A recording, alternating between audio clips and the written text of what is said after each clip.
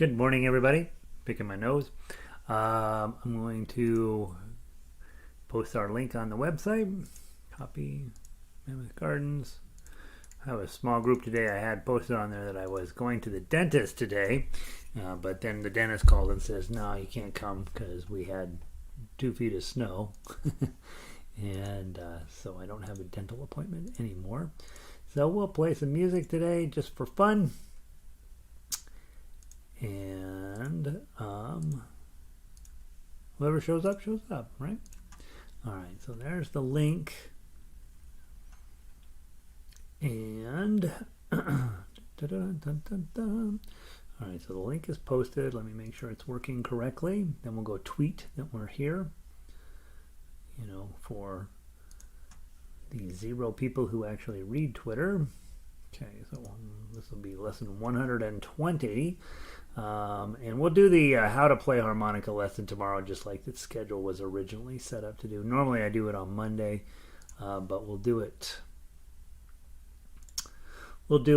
tomorrow since I was not originally scheduled to be here. https://mammothgardens.com. The website is mammothgardens.com, if I did not already mention that. We tweet her, and that's the end of Twitter. And let's see. Today, we'll play Kumbaya. We will play for He's a Jolly Good Fellow. And we will play Ashgrove, which was, I think we had that on last week's list too. We're very heavy on Irish stuff this week. Last Rose of Summer tomorrow. Danny Boy on Wednesday.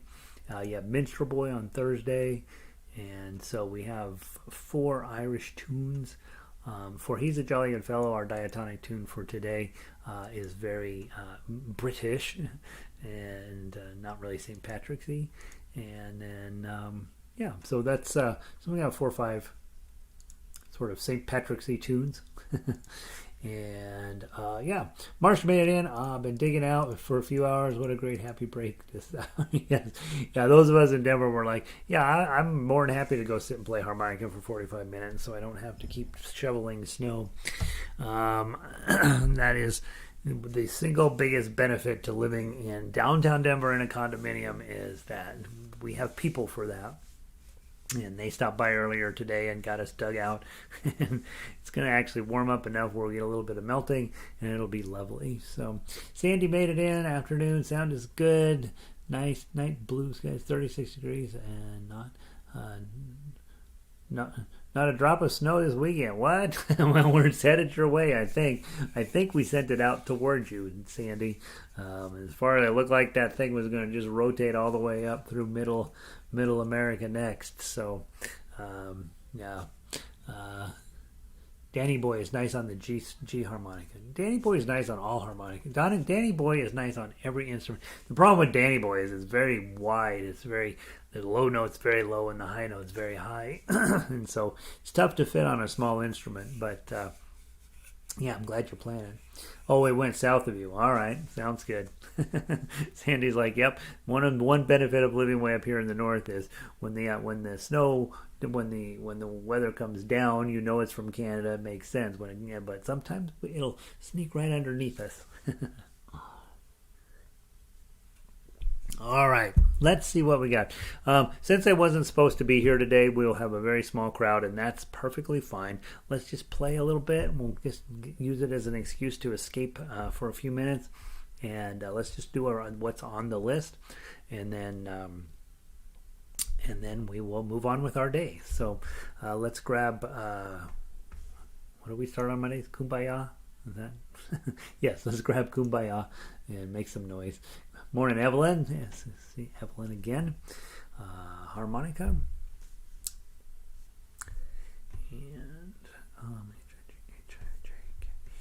And this week I put in a bunch of ones that I just did minor revisions to.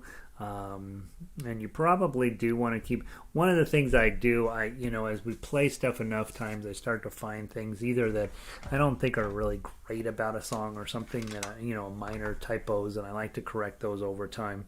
And so it's usually a good idea for you just to go ahead and print out the new sheet and replace your old sheet. Double check that any notes that you have on your old sheet gets transferred over onto the new sheet.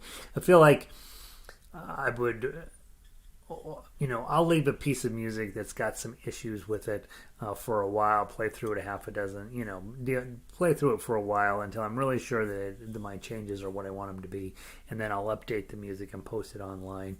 That's why I don't really recommend you download that whole big book I certainly don't recommend you print it out. You might want to download it and share it with people, but the printing it out, the songs change too much, and over time I find smarter ways to do stuff. And so when I do revisions, it's a good idea to trade out for the new revision probably.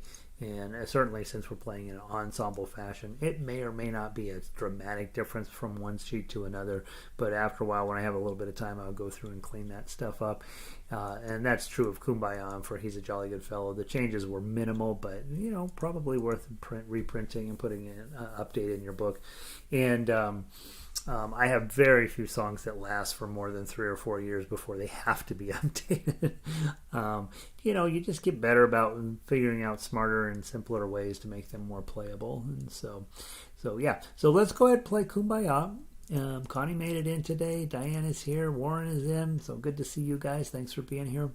And let's play Kumbaya. Let's do 3 times through. I don't think we've ever played this 3 times through. Okay. Big thing here. The big change I made was a measure 15. That first note of measure 15, I put a fermata under that. It's not really. It kind of depends on your mood, how long you want that note to last. And I'll give you a little head bob to let you know, hey, we're moving on. But let's play this one 3 times through. We never do that. From the top, 2-beat count in, blow 4, 3 times through. 1, 2.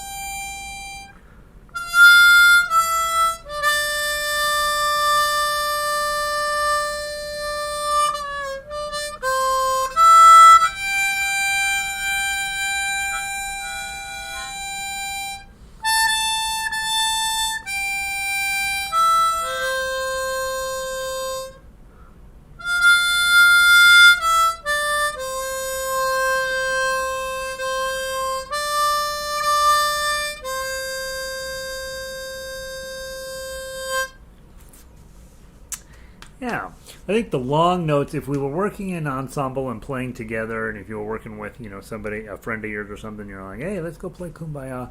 You kind of have to look at each other in the eye a little bit as you're playing. Like, is this note long enough? Are we done with that note? Those big long notes, they feel a little bit negotiable in terms of how long to make them. I also find sometimes, like at measure 4, sometimes I do a 5-beat one with a rest and then play.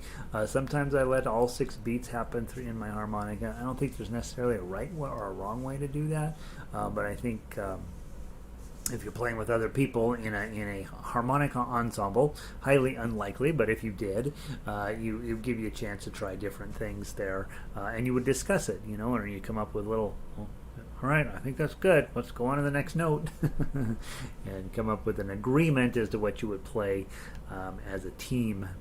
All right, let's grab our scales, diatonic scales in C, diatonic notes in C, diatonic harmonica, key of C, note patterns. All right, let's play the C scale twice and the A minor scale twice. We'll take a little break between the two. 1, 2, 3, 4.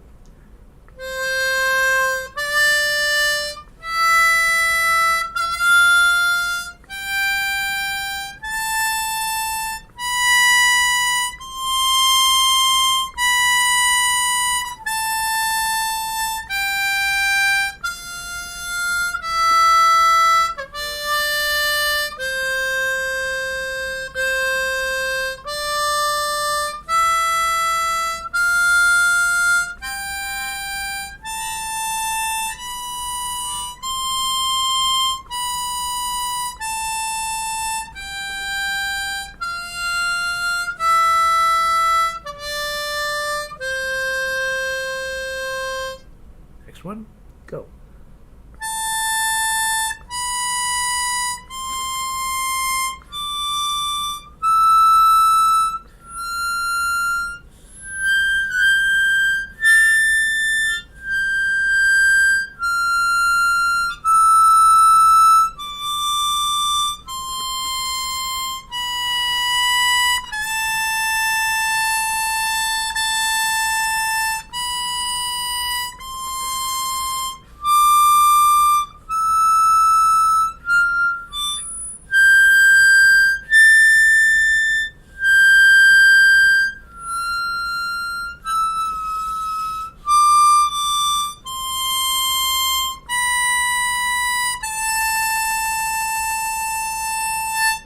Very good.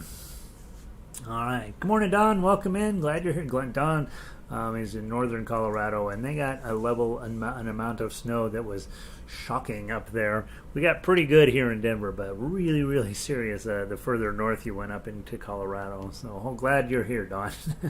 Glad you're getting dug out. All right. Today's song on Diatonic for He's a Jolly Good Fellow. Again, if you are in England or the British Commonwealth, probably as much of a chance that you would sing this one for somebody's birthday that you would sing for as happy birthday. And so one of the things that's kind of fun about this is St. Patrick's week, of course, and the British have long fought with the Irish, and so I don't know if they all agreed still to sing for He's a Jolly Good Fellow or not, but you got both this week. You got Happy Birthday and for He's a Jolly Good Fellow, and that way, depending on which British person you are with, and Irish people don't like you to tell them that they're British, that they're not down with that at all. And so they're more like, yeah, whatever. They want to be their own thing. And I would be too, because the British have, they're a little iffy. Let me find my For He's a Jolly Good Fellow. It's not, for some reason, it's not where it's supposed to be. Let me move it over here. Download harmonica. Maybe when I updated it, I didn't re-download it. All right, let me go back to the cloud. Hit download. Okay. Second, and it is complete. Okay. All right. For He's a Jolly Good Fellow. Challenge with For He's a Jolly Good Fellow is you got to know how to read your repeats. And for some of us, that's easier than others. So let's go through and make sure we know what we're doing here. Because this is a skill that's going to come up a lot as you are working in music. This business of reading repeats. And so I give it to you over there at the top left, 0 through 12. All the way, which means 1 to the bottom, and then play 1 through 8 again. But almost no sheet music is going to give you the repeats up there like that. You need to learn how to read them. So how this works is you're reading along, everything's going great. You get down to the bottom, you see that repeat, and above it says DS al fine, which means de segno al fine, which means you go to the segno and you play to the fine. And so the segno is sitting there above measure 1. You see that wiggly thing. And you're going to go back to there. Now, normally that's exactly what it would look like. But without further instructions, we would end up having to play down to the bottom again. So when it says di segno al fine, it means you're going to go back to wherever the segno is. Sometimes it's at the beginning. A lot of times it's not. And then you're going to play until it says fine, and that's in the middle of measure 8, which nobody can deny, right? And so that's where you'll finish. I gave you a 10 in there to give you a big fancy finish there. And then the other thing that's important about this song, measure 6, you have right in the middle of measure 6, you have that eyeball looking at you, and that's a fermata, for he's a jolly good fellow, which nobody can deny. And we'll all know exactly the right length of that fermata. It's the same as in Happy Birthday. There's a fermata in Happy Birthday. International standard about how long that should be. But if you're playing solo, you can make that whatever length you want. You can ignore it altogether, or you can play it much longer than you want, than you would typically want. If you're playing with singers, they're going to start singing again after the appropriate pause there. So you, as a harmonica player, you just have to join in. All right, not a terribly hard song to play, but getting those repeats right is the important part. Okay, and then we will slow down in the middle of measure 6 to honor that fermata. And I hope everybody's safe with the snow too. A lot of times when it comes time to shovel, people are out there and they can get injured, and we don't want. We got harmonica to play, so of course when you're playing harmonica, you have stronger lungs. Maybe you can shovel longer that way. All right. 6/8 time means we generally count in 2, which one of the things that you look at when you're in 6/8, does it make sense? For he's a jolly good fellow, for he's a jolly good fellow, for he's a jolly good fellow, which nobody can deny. So definitely count it in 2. You'll have 3 beats for every count. So 1, 2, 3, 1, 2, 3, 1, 2, 3, 1, 2, 3, or 1, 2, 3, 4, 5, 6, 1, 2, 3, 4, 5, 6, 1, 2, 3, 4, 5, 6. Is how you count 6/8 time. You'll find a lot of songs in 6/8 time, and why they chose that over playing it in 2/4 is a little iffy. I have a couple of instances where it's very important where it's 6/8 or 2/4, but for the most part, this could also be in 2/4. All right, from the top, I'll count in 2. We'll wait a minute, and then we'll go 1, 2.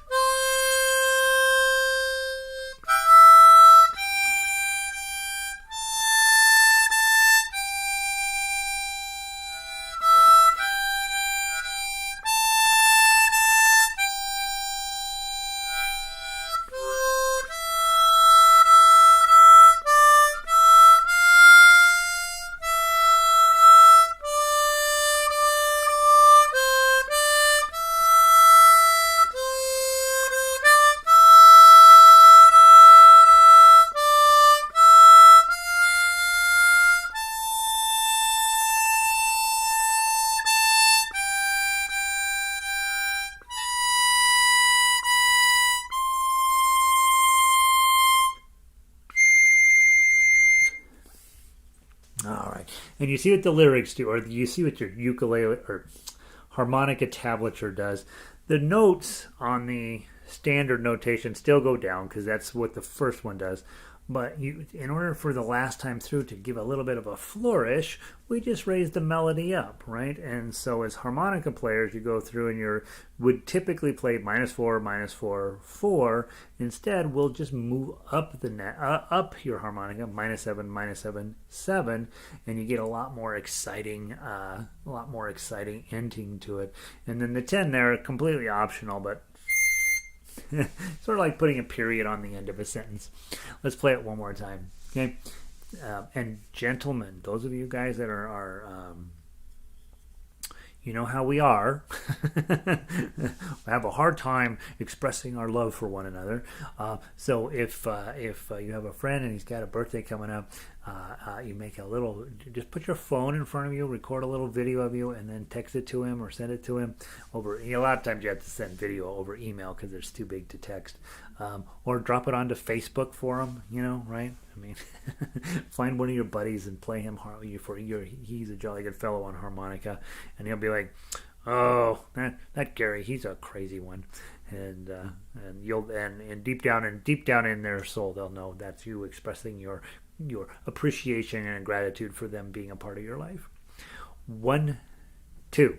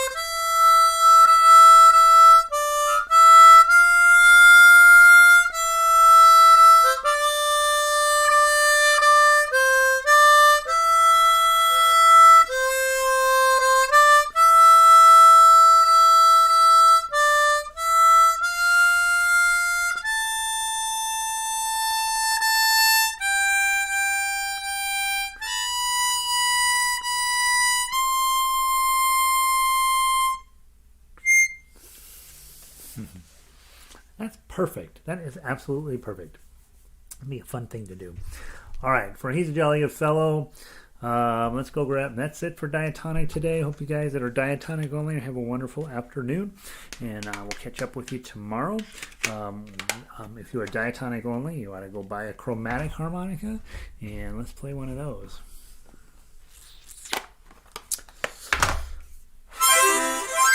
All right, sounding good. Chromatic harmonicas allow you to do the black notes on the piano, and so that's why we have one. They're a little more expensive, but definitely give you a lot more horsepower when it comes to playing harmonica, and so you probably want to own both. And let's do our Monday scale is the C major scale, the top one, and let's do on the Chromatic Harmonica scale sheet. And we'll do it 2 times through. I'm going to update this sheet when I do a couple more. This type of work is super boring, and so you can tell I sort of put it off and put it off and put it off, and then so eventually you'll have 4 more scales on here, but it's just so deadly dull to work on, and it has to be right, you know, and so it's not as much fun to work on. All right, C major scale, you don't use the button at all. Let's play the top line twice. Just the top line, measure 1, please. 1, 2, 3, 4.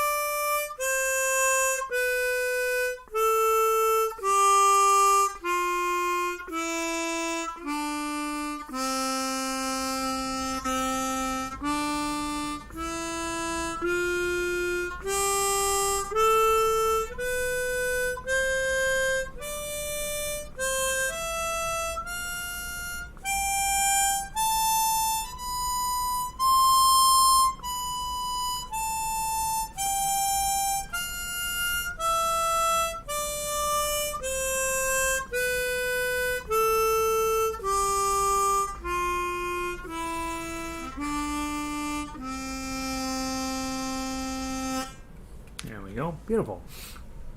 All right, and then our song for today is Ashgrove.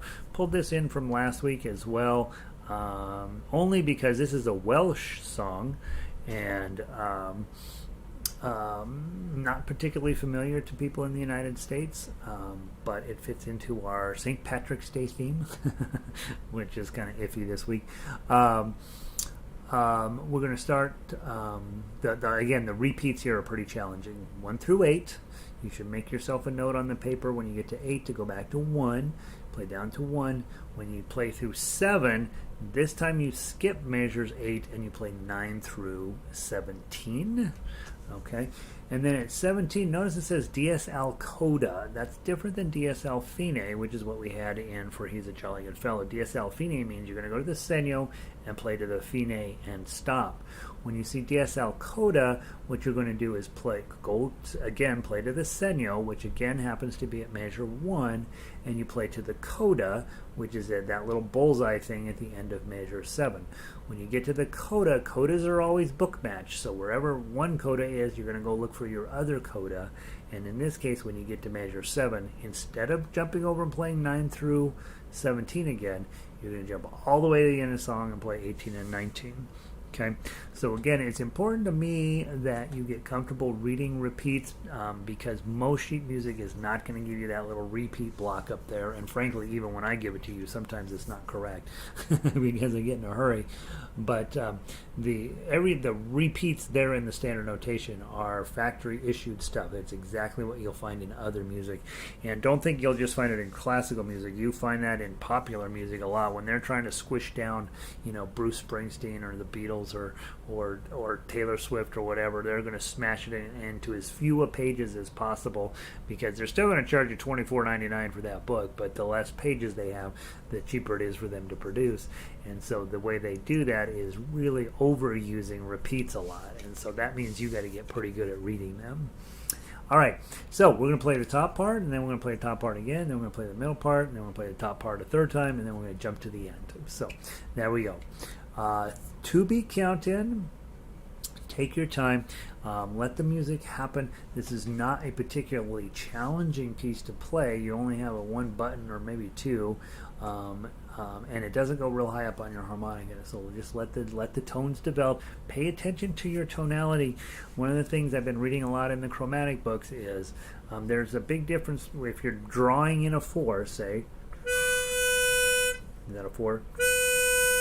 You can draw it in, or you can draw it in with meaning. I'm using my tongue to bounce it around a little bit to kind of help shape that overall tone of that. And so you're really wanting to focus in on more than just successfully playing the note, but really how you go about attacking that note, trying to get a nice well-rounded thought to it. And every song's a little bit different. If you're playing a song that's fast, you're just trying to hit the notes, right? But if you're playing a song like this that's a little bit slower, a little more thoughtful, you want to develop those tones as best you can with whatever skill level you have. Most of your tone development is going to be in your tongue, moving that up and down in your mouth. A little bit of the side walls of your mouth, those kissing muscles we talk about all the time, collapsing those in or loosening them up, that's what creates, they call embouchure, and that's what will give you more interesting tones and allow you to shape the tone of an individual note and hopefully make you sound better. And once you're sounding better, then you start to become a much better player because you're actively involved in, I got to blow 7, or I can do something more meaningful. Those are very different tonal qualities, and you'll hear it in your own ear as you develop that and are listening to what's coming out of your harmonica. All right, to be count in, as written, blow 3. 1, 2.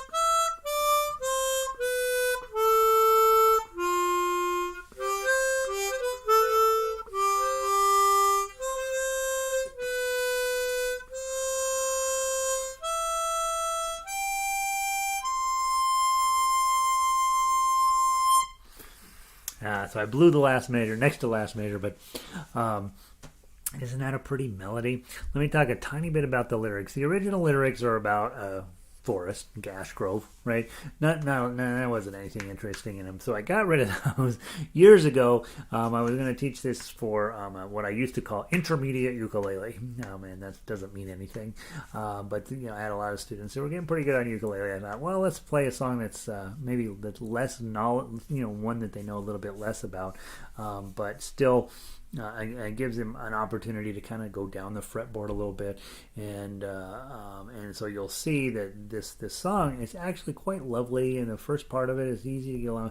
That second part gets a little fascinating in terms of what you have to do, and especially ukulele, he goes way up the neck, and you end up having to do some thoughtful things about how you're going to attack the ukulele part of it, and in so doing, I changed the words, and as I play, and then for you guys, I just took the word ukulele out and put harmonica in there. I play my harmonica for 1 minute every day, and I made everybody weep with my blows and my draws. So the first thought there is 1 minute every day. The problem with harmonica is that you're probably not going to play it enough. It's just one of those things where you kind of have to go find a dark closet, dark corner of your house, in the basement, out back, somewhere where people don't have to listen to you practice. And you got to talk yourself into doing that. Probably nobody's going to let you sit in the living room and play one of these. And so you have to go find a nice place to do that. And the problem is because it requires you to go run off and hide somewhere, you have to find moments in your day to make that happen. And when you don't make those moments, then all of a sudden you don't play, and all of a sudden a week goes by, and then all of a sudden 10 years go by, and you haven't picked the thing up. And so that's hopefully what these classes provide is an excuse to go sit in the back room and put your laptop up and play a little bit of Ashgrove, and then when I'm done talking, you just keep playing. Don't let anybody know class ends early, right? And then So that's that 1 minute every day. Finding that 1 minute where you can go be by yourself with your harmonica and your sheet music and just play. And then the second verse is I tried 30 minutes and 30 days slipped on by, and I won my black ribbon, and all the crowds cheered and cheered. Here in Denver, in the ukulele orchestra, if they practice 30 minutes a day for 30 days in a row, and rehearsals don't count. It's actually 30 minutes of practice a day. They get a black ribbon. It's sort of our merit badge program. Not very many people do it, but try it. You someday decide, you know what, I want to do 30 minutes a day for 30 days in a row, and I'm not going to skip any days. Otherwise, you have to start over. It's incredibly difficult. It will be rewarding because at the end of that 30 days, you will be playing better than you started the previous 30 days. It's guaranteed. Money back guarantee on that one. If you play for 30 minutes for 30 days in a row, you'll be a better harmonica player than at the end of that time. It works perfectly every time. But as adults, it's very challenging to find 30 minutes in a day to every single day to knock it out. And a lot of people tell me when they finally earn a black ribbon, they're like, yeah, many nights I was there at midnight doing my 30-minute practice to get it in.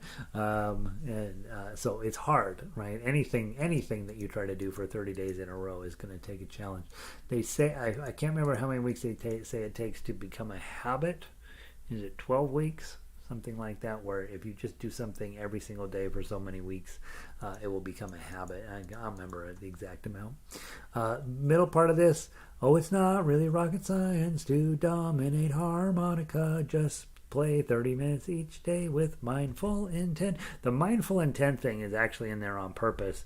Mindful intent, when you are playing, you are actively engaged in the business of interacting with the music, with the sounds coming out of your harmonica, being mindful, being present. It's one thing to play 3, 5, 6, 7, minus 6, minus 6, 5, 5, minus 5, minus 6, 6, minus 5, 5. That's what we do when we get started. But at some point, you're going to say, how is that -6 going to sound? What am I going to do to make that 5 sound really beautiful? Am I going to play a little bit quieter in some spots and a little bit louder in other spots? Am I going to try to shape the music and create a meaningful experience for myself first and then for my audience? And so being mindful, being present while you're practicing is not unimportant. And that's where listening to the tones coming out of your harmonica is important.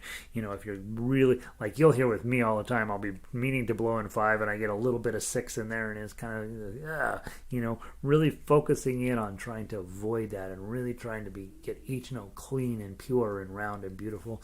That in and of itself is a whole separate part of what we have to do, and much harder on this instrument than other instruments. On guitar, if I pluck a string, it's pretty much a pluck string. There are a handful of things you can do to make some overall sonic difference, but on a wind instrument, that's not true. You have a lot of control over the overall sound quality of.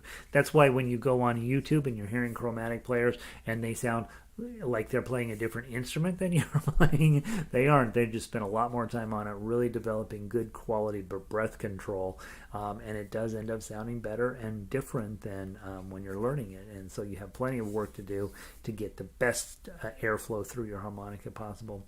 Last verse. So I play harmonica for big, and now I play harmonica for big crowds up there at Red Rocks. Those of you who aren't local, we have a stadium out here on the west side of town called Red Rocks. It's pretty famous.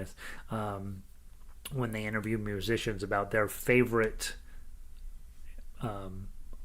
arenas to play, they had to change the name of the contest to the Red Rocks contest for your favorite place to play, because everybody picks Red Rocks. No other places win. So they said, we're going to name it Red Rocks, so you can't pick Red Rocks. What are the other places you like to play? And so in any event, that's what Red Rocks is. It's just a big amphitheater out here west of town. That's apparently every musician's favorite place to play at Red Rocks. We can go up there on Saturday. Those of you guys here who are locally, we should take, when it warms up sometime this summer, we should go up and do a harmonica song up there at Red Rocks. We'll take a video. We'll say, yeah, this is happening here in Colorado. And I am so gosh darn famous, everyone loves me, is how it ends. So you're not going to get famous playing a harmonica, as far as I know. I don't. The only famous person who plays harmonica, as far as I can tell, is what's his face? Bob Dylan, right? There are no other famous harmonica players, and he's not really even a harmonica player. So you're not going to get famous playing harmonica, but you're going to have a good time. And it also gives you something to teach to other people, right? Get other people going in music. So, all right, that's the end of the discussion. Hope you guys are having a wonderful day. We survived the snowstorm, Coloradans, and good to see the rest of you. And tomorrow I will do, at the top of the class, I'll do the beginners how to play harmonica mini lesson. We'll move that to 2. I suppose I have a dental appointment today and they canceled it. So we'll have that tomorrow. And then Ode to Joy, Happy Birthday. And so that way you'll have For Hayes a Jolly Good Fellow and Happy Birthday both in the same week. And then tomorrow, Last Rose of Summer. I don't know if you guys remember, we played it recently. Just a delightful Irish tune. And really, really beautiful, and it sounds just so nice on a harmonica. Later this week, we've got Danny Boy, which Marcia said sounds really good on your G harmonica, so give that a try on your G harmonicas if you have one. And then Minstrel Boy is Thursday. That's another Irish song. Of course, St. Patrick's Day is Wednesday, but we'll squeeze one last Irish tune in on Thursday. So good week of music. I hope you're having fun with this instrument, and obviously toss me an email if you have questions or concerns. And I have been writing a ton of music. I just haven't been tabbing it out for harmonica, so there'll come a day when we just have a big dump and we'll have more music than we need to know. So all right, Diane's back to shoveling. Take it easy, Diane. You don't have to do it all at once. And I say that, I'm like, yeah, good luck on that. We have a guy. So, all right, everybody. I'm going to pull the plug. Have a wonderful day. I'll see all of you tomorrow.